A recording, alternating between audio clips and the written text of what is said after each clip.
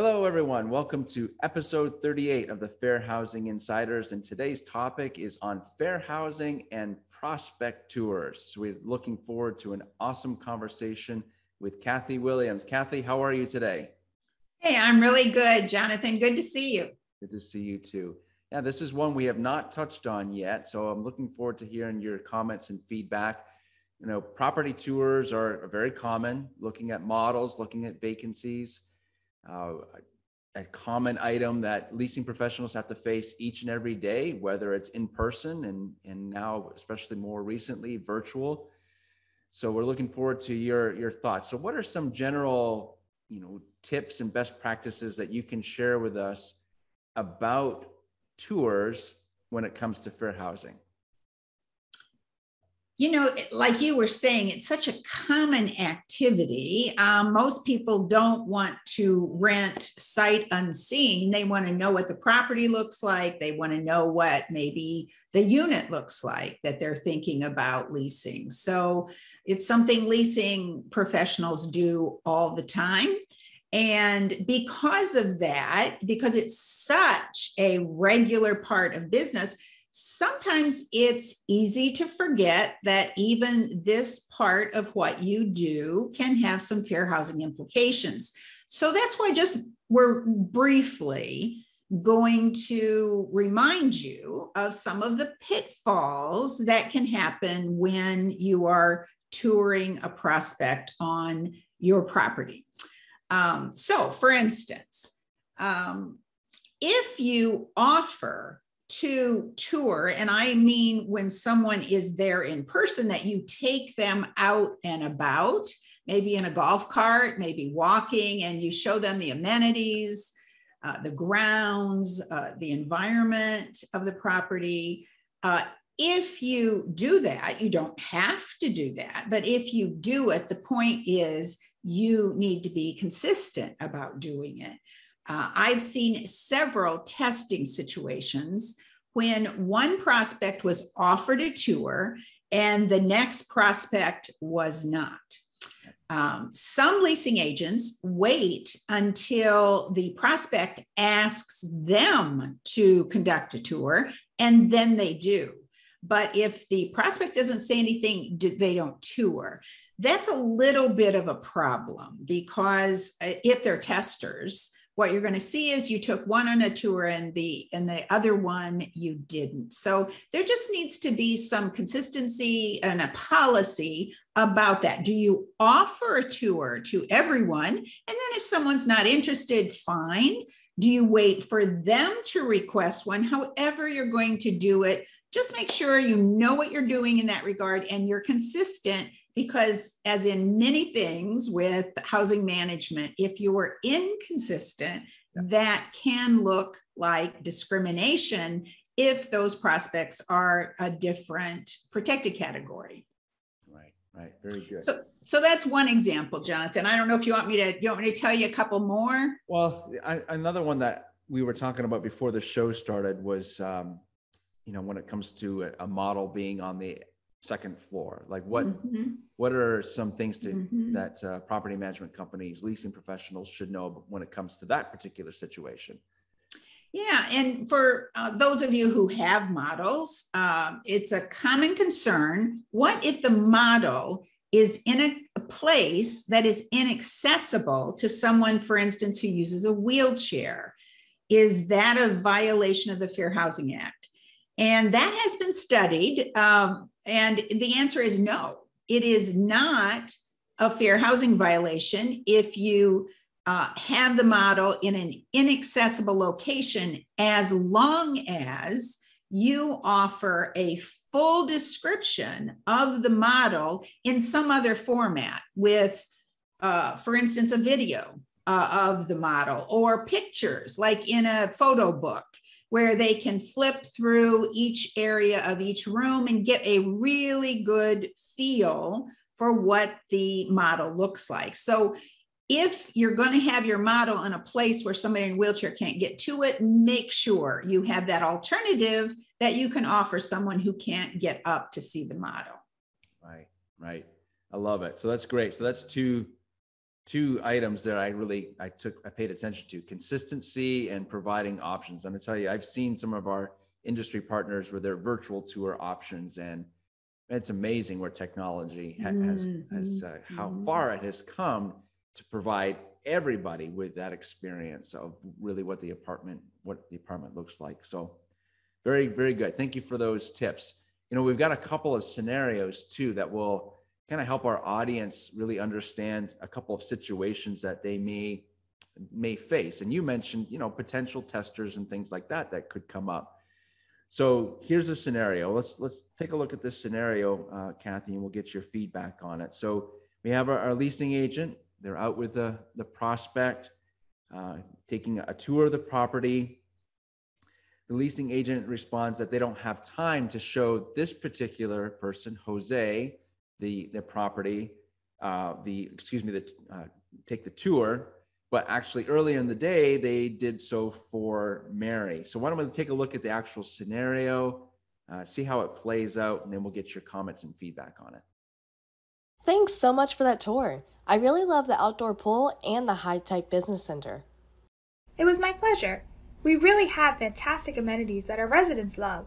Now let's talk about filling out the lease application.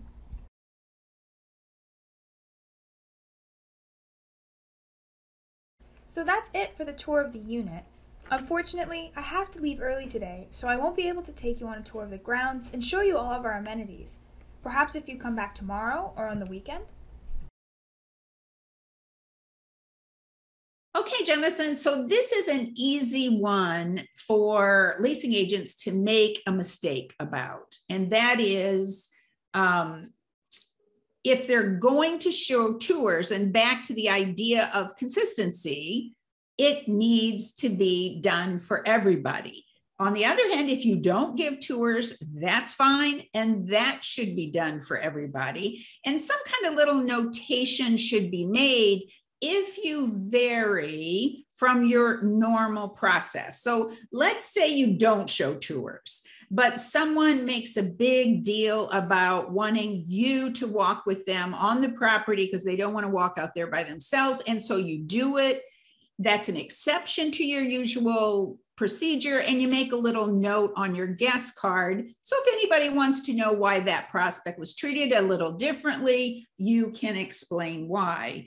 On the other hand, if you're going to give tours, then make sure you don't excuse yourself from a tour because of some, like in this scenario, the person wanted to leave work early, which is understandable. In that case, then make an appointment, get the person back and give them a tour.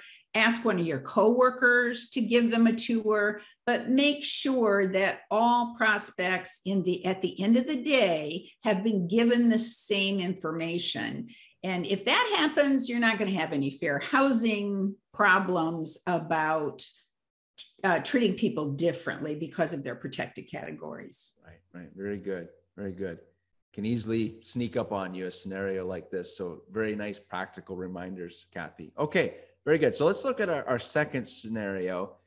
So in this one, we're talking about Jose again. He's looking for a 2-bedroom, 2-bath, and the leasing agent describes a couple of vacancies that are available. But earlier in the day, when the leasing agent talked to our other character, Mary, she referred to 2 totally different vacancies that were available. So let's look at our scenario, and we'll get your comments on where there could be a potential fair housing violation in this one. I'm really interested in looking at your 2-bedroom, 2-bath apartments. Great! It happens that one of my favorite floor plans is available. Both bedrooms are masters, and they sit on the opposite side of the apartment from each other. Then I have another one I can show you that has a different floor plan on the 5th floor, with the bedrooms at the back of the apartment, and the living room is towards the front, where the views are best with patio doors and a balcony overlooking the gardens and the park.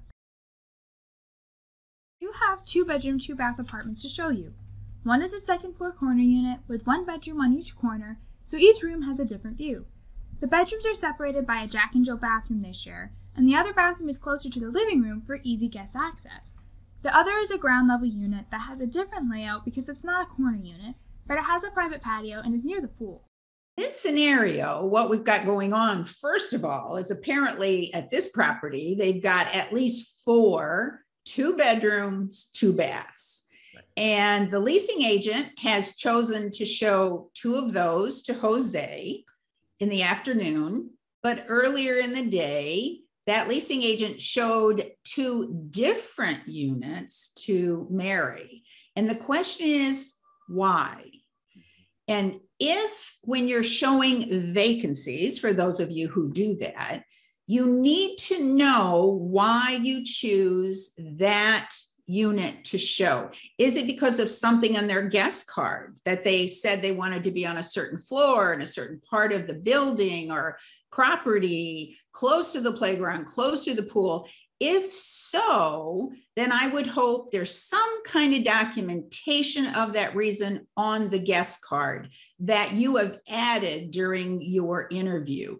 If you've got that kind of justification, then maybe showing different units to different prospects is absolutely explainable. If it's not explainable, however, and you don't have any idea because you don't remember, you made no notations, and someone claims discrimination because they were shown maybe less desirable vacancies and they have a different protected category than someone else, you could look like you have committed some kind of fair housing violation. Right. So again, sometimes we just forget how simple it is for things to get us in trouble. And with just a little bit of thought, little bit of documentation, some kind of system about why a leasing agent chooses the vacancies they chose to show to a prospect, and you won't have trouble with this problem. I love it. I love it. I love how you highlighted the documentation process and making sure everything is recorded when there's any of those differences between 2 different potential prospects. So thank you. 2 excellent scenarios, good teaching aids for you as our audience to be able to share with your team. So great topic today, prospect tours and fair housing. Nice tips. Thank you, Kathy. Any closing comments or other thoughts just to kind of wrap the topic up for our audience today? You know, for just a second, I'd like to go back to the idea of the virtual tours, which are such a big part of the industry nowadays. Mm-hmm. My only concern from a fair housing standpoint about those are if your company is going to rely on those as a way of showing people around the property, around units, around the model, make sure that you're creating that video in an accessible manner. Meaning if a person with a sight impairment is trying to watch it, you've got everything completely described in an audio format. And likewise, if you're using an audio format, you also have a text format for anyone who is deaf or hard of hearing. So as you're doing those videos, just keep that accessibility in mind. Yeah, excellent tips. Yeah, good reminders. Thank you, Kathy. So this has been episode 38, Fair Housing and Prospect Tours. Kathy, we appreciate your insight as always. And for you, our audience, we thank you for your support of this channel. Please continue to give us your thumbs up and your subscribing to the channel. And we love your feedback in the comment section, not only on the blog, but in the YouTube channel itself. So thank you for all of your fantastic, awesome feedback. Keep it coming. Please share with your team. Please share with your industry friends.